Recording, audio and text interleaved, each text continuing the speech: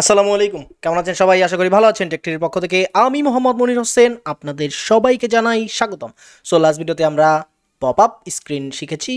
আজকে আমরা কিছু ইম্পর্টেন্ট বিষয় নিয়ে কথা বলবো, যেগুলো আমাদেরকে ইন ফিউচারে যেগুলো নিয়ে অনেক কাজ করতে হবে যাতে প্যারা না হয়। দ্যাটস ওয়াই আমরা আজকে এইগুলো নিয়ে একটু কথা বলবো। সো ফার্স্ট অফ অল আমরা জানি যে গ্রুপ করতে হয়, আমাদের অনেক কাজের ক্ষেত্রে আমরা গ্রুপ করি অ্যাডোবি এক্সডিতে। সো অ্যাডোবি এক্সডিতে বা অ্যাডোবির যে কোনো প্রোগ্রাম যতগুলো আছে, ফটোশপ, ইলাস্ট্রেটর, ইনডিজাইন, ঠিক আছে, সবগুলোতে গ্রুপ আনগ্রুপ করার একই সিস্টেম। সেটা হচ্ছে আমরা জাস্ট সিলেক্ট করব যেগুলোকে গ্রুপ করতে চাই, and then control G press করলে আমাদের এটা গ্রুপ হয়ে যায়। সো আমি যখন একটা মুভ করতেছি টোটাল গ্রুপটাই মুভ হইতেছে। ওকে, অ্যান্ড এটা যদি আমরা অবজেক্ট থেকেও করতে চাই, সরি নট অবজেক্ট, কোথায় আছে এটা, এডিট থেকে। ওকে, সো এডিটের এখানে যদি আমরা যাই, দেখি আমরা এখন দেখতে পারবো যে আনডু গ্রুপ নামে একটা অপশন আছে। ওকে, সো কন্ট্রোল জেড দিলে আনডু গ্রুপ হয়, বাট গ্রুপের আরও একটা সিস্টেম আছে। কোথায় এটা, কোথায়, এই যে গ্রুপ, ঠিক আছে। সো অবজেক্টের ভিতরে গেলে আমরা পাই যে গ্রুপ আনগ্রুপ দুইটা অপশনই আছে এখানে। সো যেটা শর্টকাট হচ্ছে কন্ট্রোল জি মানে গ্রুপ, এবং কন্ট্রোল শিফট জি মানে হচ্ছে আনগ্রুপ, যেটা অ্যাডোবির যতগুলো প্রোগ্রাম আছে সবগুলোতে একদম same. Okay, that's it. So group করার পরেও আমরা যদি চাই, আমরা গ্রুপের ভিতরে অনেকগুলো কাজ করতে পারি। আমরা যদি অ্যাডোবি ইলাস্ট্রেটর ইউজ করে থাকি, তাহলে আমরা খুব ভালো করে জানবো যে এই যে গ্রুপটা আছে, আমরা চাইলে এই গ্রুপের ভিতরে যেই এলিমেন্টগুলো আছে, আমরা চাইলে এইগুলোকেও একটু চেঞ্জ করতে পারি আনগ্রুপ না করেও। এখন এটা যদি আনগ্রুপ করা লাগতো তাহলে কী করতো, আমাদেরকে প্রথমে এটা আনগ্রুপ করতে হতো। দেন এইটাকে ধরেন আমি এক্সাম্পলটাকে প্রাইসের জায়গায় এবং প্রাইসকে এক্সাম্পলের জায়গায় চেঞ্জ করতে চেয়েছি।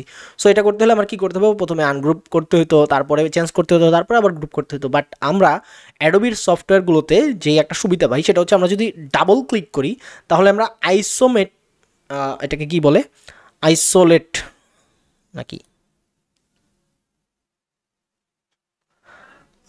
কোথায় লেখা নাই কোথাও, আইসোলেশন মুড বলে এটাকে, লেখা থাকার কথা ছিল এখানে আশেপাশে। যাই হোক, এটাকে বলে আইসোলেশন মুড, ঠিক আছে। আমরা গ্রুপের ভিতরে আমরা এখন চেঞ্জ করতেছি। যদি আপনারা দেখেন যে আমরা একটা গ্রুপের ভিতরেই এখন সবগুলোকে চেঞ্জ করতে পারতেছি। সো এইটা করা যায় শুধুমাত্র যখন আমরা এই আইসোলেশন মুডে থাকি, তখন আমরা কিন্তু এটাকে আনগ্রুপ করি নাই, ঠিক আছে। সো আমাদের চেঞ্জ করা হয়ে গেছে। এখন আমরা বাইরে ক্লিক করলাম, অ্যান্ড দেন আমরা যদি আবার ক্লিক করি তাহলে দেখতেছি এটা টোটালটাই একটা গ্রুপ আছে। ওকে, সো এইভাবে করে আমরা আইসোলেশন মুডে মাধ্যমে আমরা গ্রুপের ভিতর থেকে অনেক কিছু চেঞ্জ করতে পারি। ওকে, সো এইটা ছিল গ্রুপ এবং আইসোলেশনের ভিতরে একটা বোঝাপড়ার বিষয়, যেটা আমরা চেঞ্জ করলাম মাত্র এবং দেখলাম।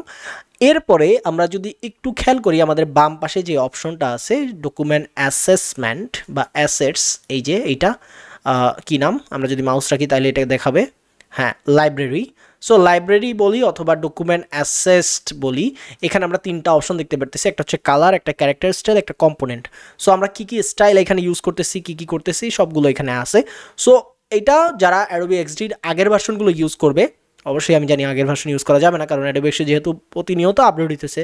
সো অ্যান্ড এটা টোটালি ফ্রি, সো আমরা সবাই আপডেট ভার্সনটা ইউজ করব সবাই, এটা আমি আশা করি। সো এইখানে এখন যেহেতু কম্পোনেন্ট আছে, কম্পোনেন্ট বেসিক্যালি কী করে আমি যদি আপনাদেরকে দেখাই, যে আমি ধরেন এইটাকে সিলেক্ট করলাম, শুধুমাত্র এই যে আমাদের যেই মেইন মেনুটা থাকে, বা আমরা এটাকে কী বলতে পারি, নেভিগেশন বার।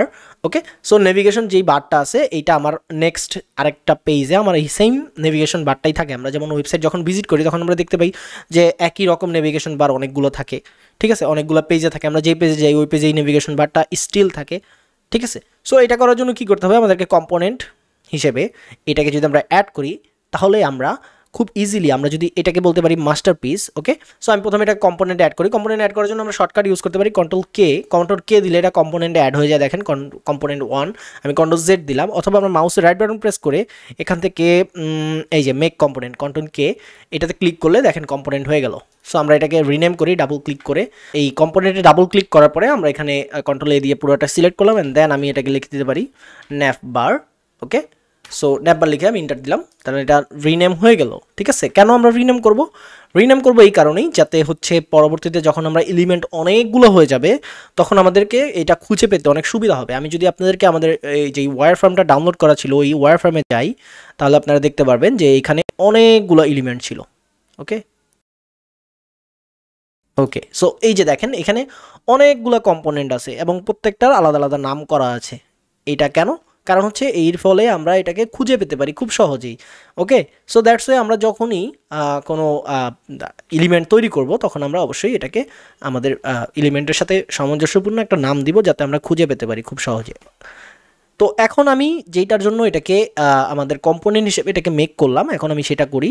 আমি প্রথমে আমার হোম পেজটাকে কপি করে নিই, আর একটা অল্টার হোল্ড করে রেখে এবং শিফট হোল্ড করে রেখে আমি একসাথে কপি করলাম। অ্যান্ড এইটা আমি নাম চেঞ্জ করে এটাকে নাম দিতে পারি ড্যাশবোর্ড, বোর্ড। ওকে, সো এটা আমার ড্যাশবোর্ড হবে। এখন এই ড্যাশবোর্ডে আমরা যদি একটু খেয়াল করি যে ধরেন এইখানে কি ছিল, এখানে ছিল লগ ইন, ঠিক আছে। সো আমি এখানে লগ ইন লাগতে চাচ্ছি না, আমি যদি এটাকেও দেখাই, এই দুইটা কিন্তু কম্পোনেন্ট, হ্যাঁ দুইটাই কম্পোনেন্ট, বাট এটা হচ্ছে কপিটা কিভাবে বুঝলাম আমরা, এই যে দেখেন এখানে যে স্টারটা আছে, ওকে, একটা কি বলে এটাকে ষড়ভুজ বলতে পারি বা চতুর্ভুজ বলতে পারি, রোটেটেড চতুর্ভুজ, এটা হোয়াইট, ভিতরে হোয়াইট করা, ঠিক আছে, তার মানে হচ্ছে এটা চাইল্ড। অ্যান্ড যেটা আমাদের অরিজিনাল মাস্টারপিস ওইটাকে দেখেন ফিল করা, ঠিক আছে, তার মানে আমাদের এইটা হচ্ছে মাস্টার অ্যান্ড এটা হচ্ছে চাইল্ড। সো আমরা যখনই মাস্টারে কোনো কিছু চেঞ্জ করব, যেমন দেখেন এটা কম্পোনেন্ট ওইটাও কম্পোনেন্ট, এখন এইটাতেও লগ ইন দেওয়া, এই মাস্টারেও লগ ইন দেওয়া আছে। সো আমি যদি লগ ইনের জায়গায় আমি এখন চাচ্ছি যে এটাকে সাইন ইন করবো, সো আমি ডাবল ক্লিক করি, যেহেতু এটা আমাদের করা আছে, গ্রুপ করা আছে। সো আমি ডাবল ক্লিক করার পরে এটা আইসোলেশন মোডে চলে আসলো। অ্যান্ড নাও আমি এটাকে সাইন ইন করে দিলাম, সিলেকশন টুল নেই, বাইরে ক্লিক করলাম। এরপর আমরা যদি আমাদের চাইল্ডটাতে যাই, দেখবো এটা চেঞ্জ হয়ে গেছে। ওকে, সো সাইন ইন দেওয়ার পরে আমাদের কি হলো, আমাদের এটা চেঞ্জ হয়ে গেছে, মাস্টারপিস চাইল্ড পিসটাকেও চেঞ্জ করে দিছে।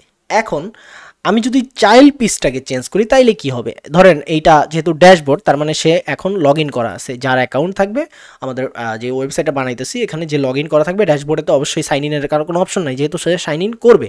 সো এখানে আমরা দিতে পারি স্যার অ্যাকাউন্ট, ওকে, অ্যাকাউন্ট দিয়ে দিলাম। অ্যান্ড এইটাকে আমরা একটু একটু সাইজ করে দিই, ওকে, নট লাইক দিস, তাহলে এইটাকে একটু সরাইতে হবে।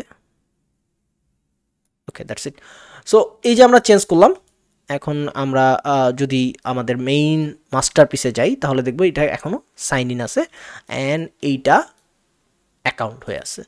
তার মানে যেটা দাঁড়াইলো যে আমরা যখনই আমাদের মাস্টারপিসকে চেঞ্জ করব তখনই আমাদের চাইল্ড যতগুলো থাকবে, লাইক এরকম পেজ ধরেন আমার আরও 10, 20, 30টা পেজ হবে একটা ওয়েবসাইটের। সো 30টা পেজের সব জায়গায় আমার ন্যাভিগেশন বার থাকবে, এবং আমি যখনই আমার মাস্টারপিসটাকে চেঞ্জ করব আমার এই 30টা পেজ সাথে সাথে আপডেট হয়ে যাবে।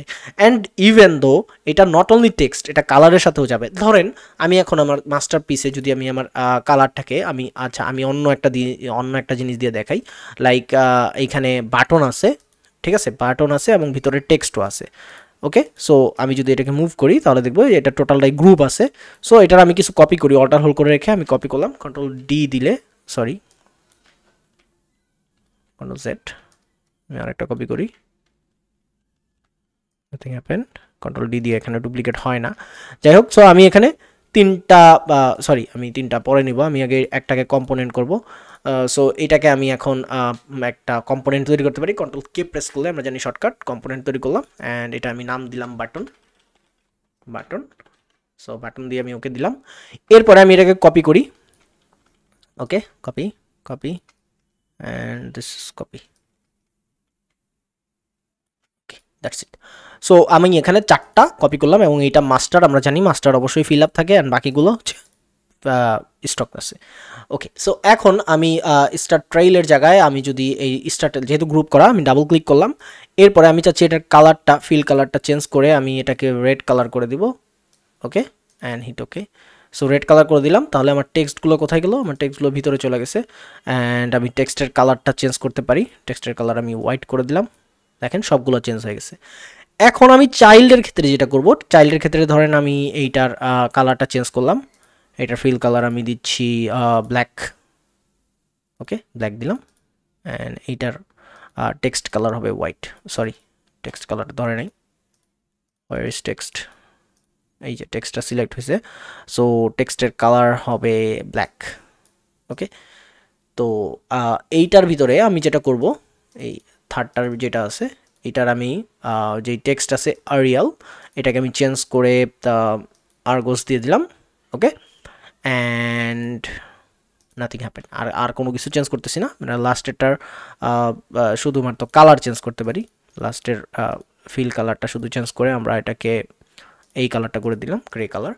এখন আমরা দেখতে পারতেছি যে আমাদের মাস্টার যেগুলো ছিল, মাস্টার যেটা ছিল, মাস্টারের সাথে কোনোটারই মিল নাই, বাট কিছু কিছু জিনিস মিল আছে। লাইক এইটার ফ্রন্ট আর এইটার ফ্রন্ট এই মাস্টারের সাথে মিল আছে, এইটার কালার অ্যান্ড এইটার কালার এই মাস্টারের সাথে মিল আছে। এখন আমরা যদি এই ফ্রন্টটাকে চেঞ্জ করি, প্রথমে ধরেন এই স্টার ট্রায়াল, এই ফ্রন্টটা আমার আরিয়াল ছিল, আমি এটাকে এখন নেক্সা করে দিব।